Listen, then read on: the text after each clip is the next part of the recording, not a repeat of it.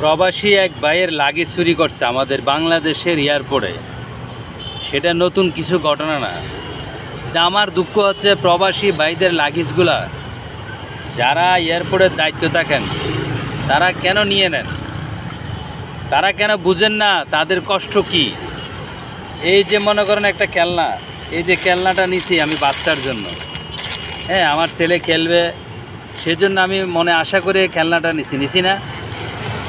এই খেলনাটা আমার লাগেজে ছিল, ধরেন বাচ্চার জন্য সে খেলনা আনছে, বউয়ের জন্য শাড়ি আনছে, গহনা আনছে, 5টা বছর কষ্ট করে বিদেশে শ্রমিকের কষ্ট করে সে মাটিতে তার চোখের ঘাম মাকের ঘাম সব কিছু ফেলে কষ্ট করে প্রবাস জীবনটা করে। আর আপনারা এয়ারপোর্টে আরামে এসির ভিতরে বসে বসে সেই লাগেজগুলো চুরি করার চিন্তা করেন।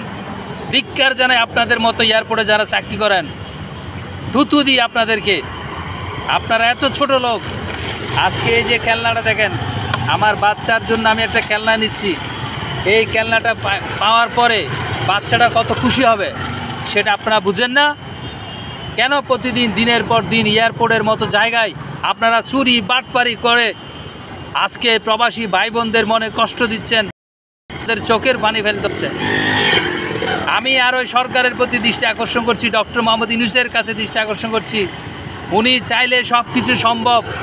যে এয়ারপোর্টে এক সময় মানুষ গিয়ে বলতো যে এয়ারপোর্টে বসার জায়গা নেই, সে এয়ারপোর্টটা ইন্টারন্যাশনাল একটা এয়ারপোর্ট হিসেবে তৈরি করছে। কিন্তু কিছু চোর বাটপার এখনও সেই এয়ারপোর্টে থেকে গেছে। আজকে সেই লাগেজগুলো চুরি করে সে কান্নাকাটি করতেছে। 5টা বছর বিদেশ ছিল, কত স্বপ্ন নিয়ে তার মায়ের কাছে আসবে, বউয়ের কাছে আসবে, সন্তানের কাছে আসবে, সেই স্বপ্নটুকু আপনারা ব্যাঙ্গে চুরমার করে দিয়েছেন। আমি ধিক্কার জানাই আপনাদেরকে, যারা অফিসার সেজে টাই টুই পরে ডেস্টিনির মতো বসে থাকেন সেই এয়ারপোর্টে। আগামী 24 ঘন্টা বুধের তার যে মাল চুরি হয়েছে, তার যে লাগেজ হারিয়ে গেছে, সেই লাগেজটা 24 ঘন্টার ভিতরে আপনারা বের করে দিবেন।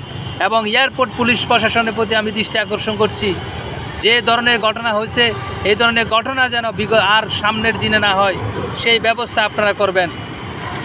প্রবাসীর কষ্টের টাকায় আজকে দেশে আপনারা আরাম আয়েসে জীবনযাপন করতেছেন, গাড়ি বাড়ি করতেছেন, এই আমার প্রবাসী ভাই বোনদের কষ্টের টাকায়।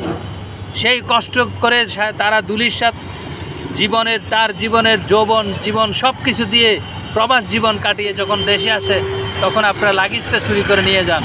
কেন আপনাদের মন মানসিকতা এত ছোট কেন? আপনারা কি ইনকাম করেন না দেশে? আপনারা ভালো একটা স্যালারি পান, প্রবাস ভাইয়ের কষ্টের টাকার যে অর্জিত লাগেজটা চুরি করে নিয়ে যান। আমি দ্রুততম সময়ের মধ্যে যারা চোর বাটপার তাদেরকে যেন দ্রুত অ্যারেস্ট করা হয়। সবাইকে ধন্যবাদ।